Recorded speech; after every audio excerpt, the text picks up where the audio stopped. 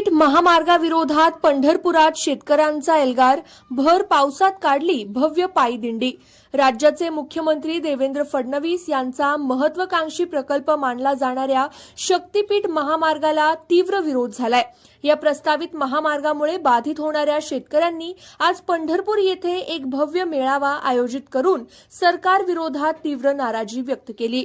या मेळाव्यानंतर पावसाची तमा न बाळगता शेतकऱ्यांनी इसबावी ते नामदेव पायरीपर्यंत पावसात भिजत पायी दिंडी काढली।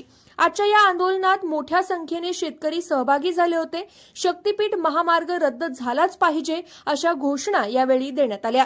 आपल्या जमिनी वाचवण्यासाठी आणि या प्रकल्पाला विरोध दर्शवण्यासाठी शेतकरी आक्रमक पवित्र्यात असल्याचं दिसून आले।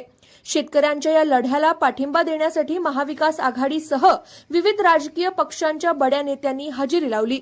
स्वाभिमानी शेतकरी संघटनेचे नेते राजू शेट्टी, राष्ट्रवादी काँग्रेस शरद पवार गटाचे जयंत पाटील, काँग्रेसचे सतेज पाटील व अमित देशमुख, रासपचे महादेव जानकर, शिवसेना उद्धव बाळासाहेब ठाकरे गटाचे कैलास पाटील व शेकापचे अनिकेत देशमुख उपस्थित होते। या मेळाव्यात व दिंडीत सहभागी झालेल्या नेत्यांनी आणि शेतकरी संघटनांच्या प्रतिनिधींनी हा महामार्ग शेतकऱ्यांच्या जमिनी हडप करणारा असून तो रद्द होईपर्यंत लढा सुरूच राहील असा ठाम निर्धार व्यक्त केला।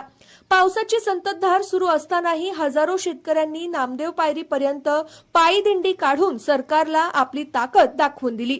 आता या महामार्गाबाबत सरकार काय भूमिका घेतं याकडे सर्वांचं लक्ष लागलंय।